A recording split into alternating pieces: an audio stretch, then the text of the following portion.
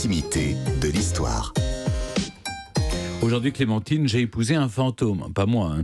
Mais c'est ce qu'ont pu dire de nombreuses femmes dans certaines provinces rurales de Chine, où le mariage posthume était une pratique courante. Et ça l'est toujours. Et ça l'est toujours, hommes et femmes d'ailleurs. Et alors ça se passe principalement dans le Shaanxi et le Henan. Et oui, il est assez courant que deux âmes décédées se marient ou qu'une personne vivante épouse un fantôme.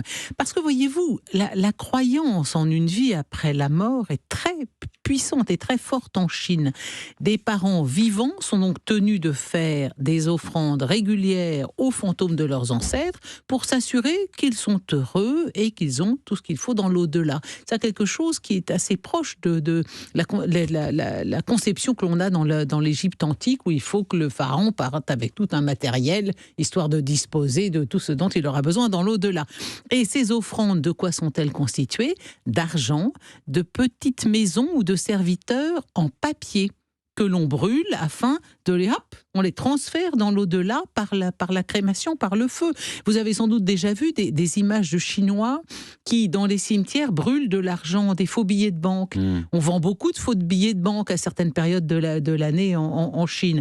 Alors pourquoi donc organiser un mariage fantôme ? Bon, alors je le disais déjà parce que il faut déjà assurer un confort matériel aux défunts dans l'au-delà, mais c'est aussi parce que si un homme ou une femme meurt célibataire, il va être tout seul dans l'au-delà. Et oui, s'il n'est pas heureux parce qu'il est tout seul et qu'il s'ennuie, il va forcément revenir hanter les vivants. Donc il faut le caser. Il faut le caser, y compris ad patres.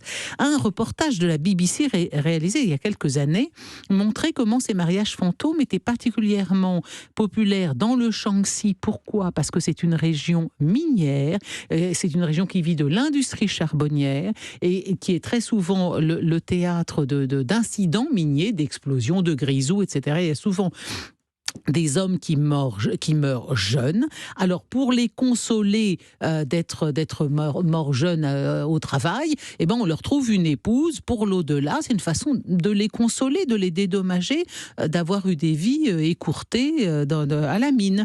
Et c'est très important parce qu'un fantôme malheureux, je le disais, peut revenir hanter sa famille et puis il peut aussi engendrer des maladies dans sa famille s'il n'est pas content. Si un parent tombe malade peu de temps après les obsèques d'un jeune homme, les funérailles d'un jeune homme qui n'était pas marié, il n'y a aucun doute, c'est que le fantôme du défunt est mécontent et il attend qu'on lui trouve vite fait. Il a peut-être pris froid au funérailles. Et alors en tout cas, il n'est pas bien dans l'au-delà, il lui faut un conjoint.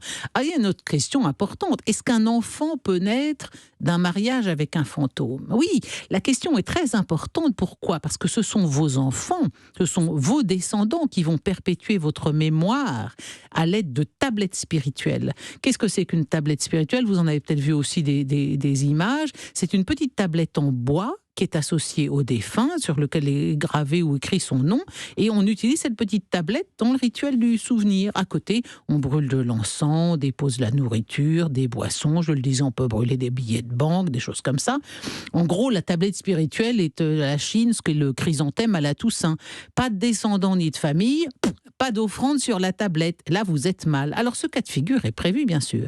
Si un homme décédé est marié par la suite, un fantôme se marie, la famille peut adopter un héritier pour lui, parce que on pense au confort des morts, mais bien sûr, on pense aussi, bien sûr, au confort des vivants. Donc, ces mariages avec des fantômes, c'est aussi bien pensé pour pouvoir contracter des alliances entre familles et arranger des héritages.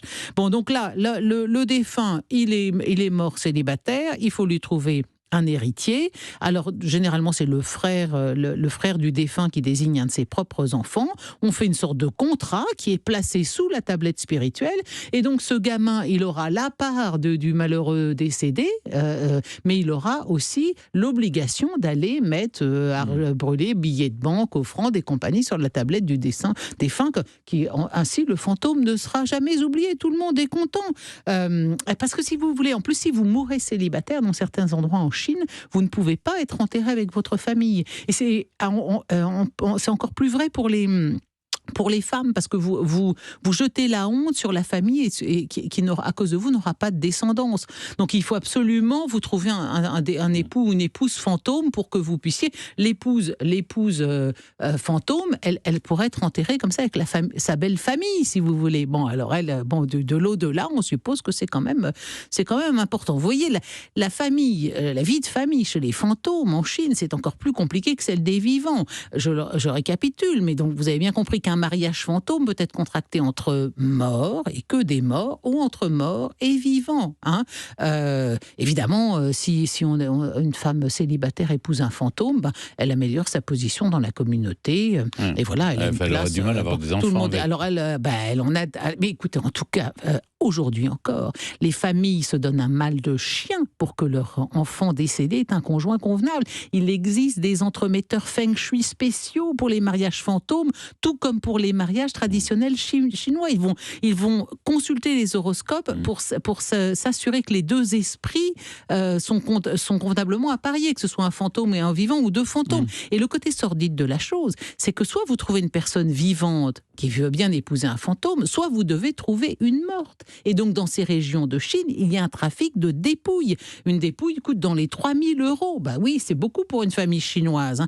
Depuis 2006, une loi punit très sévèrement le vol de dépouilles, mais malgré tout, il y a encore des vols de tombes, des enlèvements et même des meurtres dans le but de fournir une épouse fantôme. Alors les cimetières ont commencé à installer la vidéosurveillance et à recommander des cercueils en béton pour essayer d'empêcher le vol de futurs mariés fantômes. Ça va quand même très loin, cette histoire. Enfin, faites bien attention, en conclusion. Si, en vous promenant, vous voyez au sol un paquet rouge rempli de billets de banque, surtout, ne le ramassez pas, parce que le récupérer vous mettrait dans l'obligation de devenir le conjoint du fantôme pour lequel cet argent a été déposé là. Méfiance. Il y a personne qui essaie de prendre méfiance, les amis. Moi, je veux pas une cas.